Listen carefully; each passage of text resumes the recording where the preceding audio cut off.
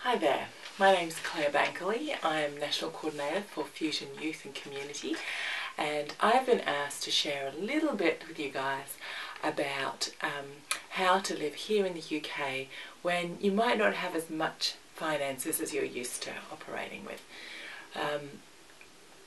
It is the first thing that I want to say is it is totally possible to live a really generous, hospitable, fun-filled life without very much here in the UK, despite appearances. There are a few things that it's really important to remember and for you to encourage one another and remind each other of. First thing is that everything that we have belongs to God. Every single thing that we have belongs to God. Everything that we receive is coming from Him. However we receive our support or anything that we have, it's all coming from Him. He happens to use other people to give it to us, but it's all coming from Him. Which means that the way we approach everything that we have is different, needs to be different. First of all, don't forget to tithe. That's the first thing to do, is make sure that you're tithing everything that you get. But the tithe is really just a reminder that it all belongs to God. Sometimes it's easy to tithe and then think, okay, I've done my bit, I've given my bit to God, and therefore the rest is mine, and then this I get to say what happens with these. The problem with that is that then it becomes all about us, and it becomes all about grabbing and keeping, and particularly when we don't have very much, that then becomes really quite stressful. So remember that it all belongs to God. You are just a steward of God's amazing generosity and His amazing resources in this world. And our job is to be the best stewards we can be with the things that we have. It's like, think of it as everything that you have is kind of on loan from God, and so we're managing it as if on His behalf. We're managing everything that we have on His behalf. So just remember that. And part of our job as missionaries is to, well, the whole job as missionaries is to be God's representatives here in the communities that we're living in, our families, in the households, in the streets, in the neighbourhoods that we are in, to be God's representatives. That means that the way we go about stuff needs to reflect His nature and His heart. So be hospitable, be generous with everything that you have. Be a good steward, but be generous and be hospitable with what we have. I think that it is entirely possible. I generally live on about £30 a week here in the UK. That takes some doing. So I would probably recommend that you aim to live on about £50 a week or so in terms of your groceries and daily living. That still takes a bit of doing, but here are just a few tips that might help you. Here in the UK, it is definitely cheaper to cater for yourself by cooking from scratch. In other countries, it might be cheaper to actually eat out than it is to eat in. But in the UK, it is definitely cheaper to eat in. But the way you need to do that is you actually need to, it's best if you're able to cook from scratch. So ready meals and cooking sauces and things like that, they're great, but I would encourage you to leave those as just for emergencies only. If there's stuff that you really like, have a look. What I did when I was a student is I looked on the ingredients list, and I bought all the ingredients and made it all up myself. And it's so much better for you and tastes so much better as well. So encourage you to do that. If you don't do a lot of cooking, well, now's the time to learn. A great recipe book that that we've used, I used in my uni years, is called Grub on a Grant. So Grub, which is a nice English word, Grub, Grub, on a Grant. And there's a couple of editions out. You'll certainly be able to get it on amazon.co.uk. So grab yourself a copy of that book, and it's got really good healthy eating on a budget, basically. So another part of being a good steward is we're not just called to be stewards of what we have, but also of who we are, keeping yourself healthy, keeping yourself fit, making sure that you're looking after yourself, and you're not just pumping yourself full of bad stuff and unhealthy stuff. On that, eating out lunches is often the easy, quick thing to do, but it is incredibly expensive to do that. Even if you only spend £4 on a lunch, that may not sound too bad to start off with, but that's a whole chunk of your budget. If you do that 5-6 times a week, that's a whole chunk of your budget gone. So I'd encourage you, don't try to do that. Try not to do that too often. Instead, make sandwiches, use leftovers. When you cook your evening meal, make sure that you cook a little bit too much. So that you can be generous, but also so you can have a little bit left over to have for lunch the next day or something. So that was that. I've got a list here that I'm going through that I want to make sure they cover.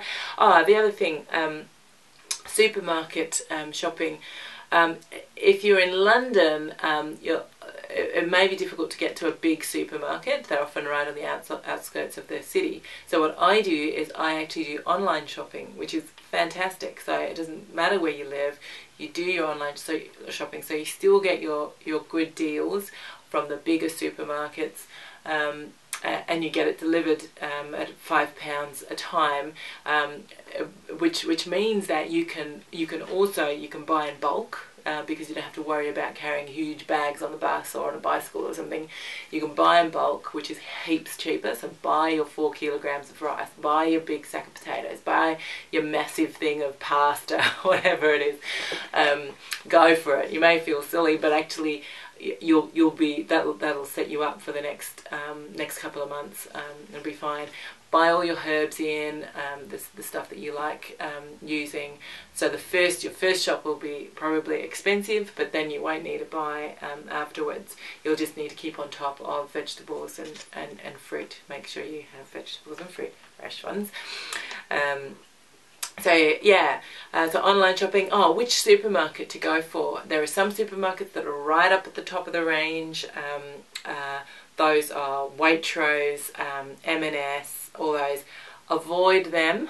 You don't need to spend that much money on food. Go for Aldi or Asda. That they're at the lower end. Middle range would be Tesco, Co-op, Sainsbury's. Co-op is really good if you're keen to be community minded and ethically minded as well. And most of the supermarkets do fair trade and organic stuff. The organic stuff is usually heaps more expensive, so I tend to try to go for fair trade at least. So online shopping, head for the cheaper supermarkets. Get the own brands. Don't try not to go for, these days supermarkets do their own brands of common items. So for example, Asda's own or Sainsbury's own cornflakes, in my opinion, is just as good as Kellogg's cornflakes. For example, and cost half the price, which is always a bonus. So don't let your pride get in the way. Sometimes that's all it is just a bit of pride that gets in the way of us actually buying sensibly. Use your freezer. for food, that enables you to buy in bulk. It means that, for example, bread, if you buy a couple of loaves of sliced bread, you can put them in the freezer, take a couple of slices out each day to make your sandwiches for lunch or whatever. It means the food won't go off and won't be wasted. So if you can find the use of a freezer, that's really, really helpful for keeping costs down. The last bits and pieces that I would suggest is phones. Phones can be a real expense.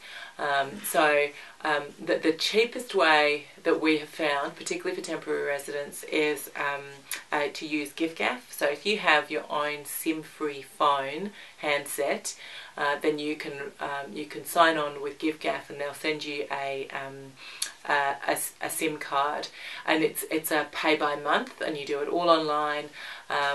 There's no contract. Usually most of the big companies require you to sign a contract for 24 months, which most of you won't be in the country for that long. So giffgaff, that's Giff, and it's the cheapest way to do phones here in the UK, as far as we have found. And you can get data on that and stuff, so you can be sorted on Skype or FaceTime, whatever you use, depending on your handset. So those are all those are the basic things to be thinking about as you shop and as you try to live here. A lot of clothes is another thing. Again, this is a pride thing. If you can get over your pride and go to an op shop or a second-hand shop, charity shop, the trick is to find a charity shop that is near an affluent part of the neighbourhood. Then what you'll do is what you'll find is a lot of the clothes and things that they have are really, really nice, and at a fraction of the price.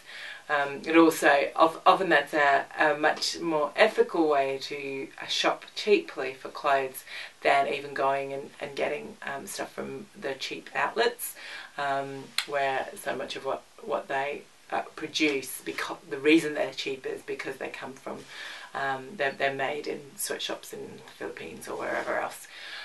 So that's the last thing just to be aware of. I'm sure there's loads of other things, but those are the main things that I've thought about and thought might be helpful for you guys. So if you have any questions, please don't hesitate to get in touch.